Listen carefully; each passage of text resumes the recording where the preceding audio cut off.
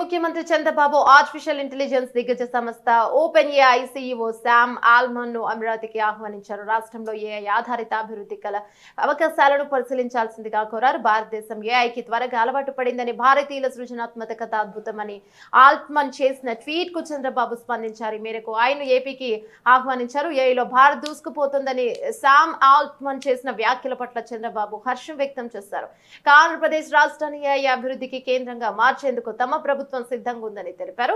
మీరు చెప్పింది అక్షరాల నిజం. భారతదేశం తన ప్రయాణాన్ని ఇప్పుడే ప్రారంభించింది. ఆంధ్రప్రదేశ్ ఏఐ ఆధారిత అభివృద్ధికి కేంద్రం మారడానికి సిద్ధంగా ఉంది. మీ తదుపరి భారత పర్యటనలో మిమ్మల్ని అమరావతికి ఆహ్వానించడం నాకు సంతోషంగా ఉంది.